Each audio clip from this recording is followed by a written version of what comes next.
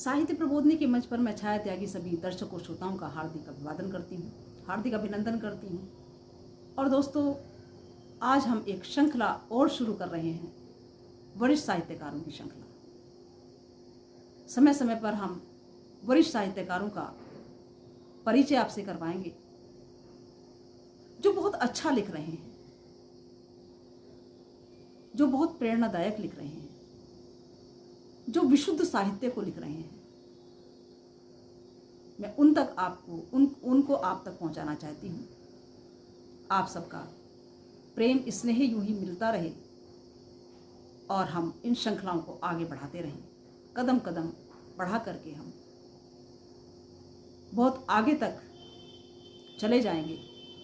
तो चलिए, आज पहली इस श्रृंखला में जो हमारे साथ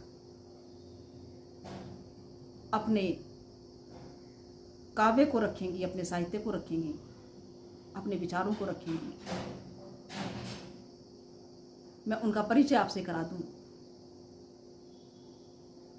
डॉक्टर कमल धवन जी हमारे साथ हैं, जो कानपुर की रहने वाली हैं, पेशे से डॉक्टर हैं, चिकित्सक हैं, गायनोकोलॉजिस्ट हैं। और स्वास्थ्य की बात हो, पर्यावरण की बात हो, मैंने उनको सुना है, बहुत बार सुना है। उनका जो साहित्य है, उनका जो काव्य है, वो कहीं अंदर तक, एक दिल तक उतरता है। बहुत सहज लिखती हैं, बहुत सरल लिखती हैं।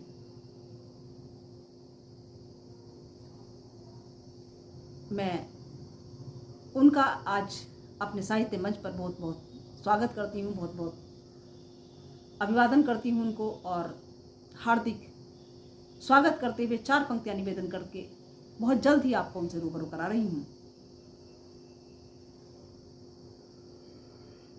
कि ये नयन जब हमारे सजल हो गए, ये हमारे नयन जब सजल हो गए, प्रीत की एक भरी हम गजल हो गए। ये नयन जब हमारे सजल हो गए, प्रीत की एक भरी हम गजल हो गए। ये नयन जब हमारे सजल हो गए, प्रीत की एक भरी हम गजल हो गए। दो नयन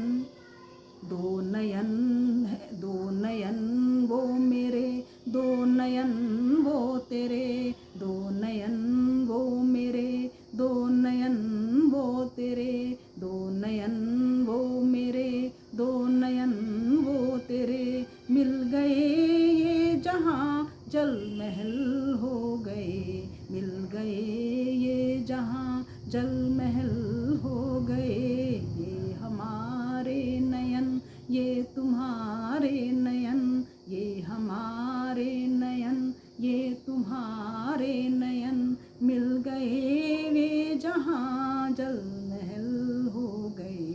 ये नयन। इन्हीं पंक्तियों के साथ मैं बहुत बहुत स्वागत करती हूँ। सुनिएगा डॉक्टर कमल धवन जी को। मैं डॉक्टर कमल धवन कानपुर में पेशे से चिकित्सक हूँ। शायद ईश्वर ने ही हमें एक पवित्र माध्यम बनाया है ताकि हम दूसरे की बीमारियों को, दूसरों की पीड़ा को कुछ कम कर सकें और मानव जाति के वंश को भी पुष्पित और पल्लवित कर सकें।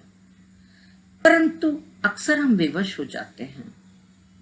कई बार हमारी लाख कोशिशों के बाद भी हम किसी जिंदगी को बचा नहीं पाते और क्रूर काल आकर अचानक ही उसको उठाकर धरती से ले जाता है और हम परिवारजनों को सांत्वना देते हुए केवल कुछ शब्द ही कह पाते हैं कि शायद ईश्वर की यही मंशा थी। एक ऐसी ही घटना को मैंने अपने हृदय से निकली भावनाओं से कुछ पंक्तियों में ढालकर आपके सामने प्रस्तुत करने का प्रयास किया है। ध्यान से सुनिएगा। जिंदगी और मौत के जूझते संघर्ष में, जिंदगी और मौत के जूझते संघर्ष में जिंदगी हार गई, जिंदगी और मौत के जूझते संघर्ष में जिंदगी हार गई और मौत अपने भयानक पंजों में दबोच ले गई उसको जिसका मैं अरसे से पक्षपात कर रही थी। दबोच ले गई उसको जिसका मैं अरसे से पक्षपात कर रही थी।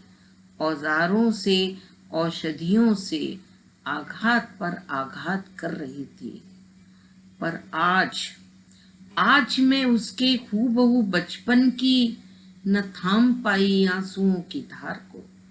आज मैं उसके हूबहू बचपन की न थाम पाई आंसुओं की धार को, और ना ही उसकी विधवा भर सकी सूनी सपाट सड़क सी मांग को, और ना ही उसकी विधवा की भर सकी सूनी सपाट सड़क सी मांग को।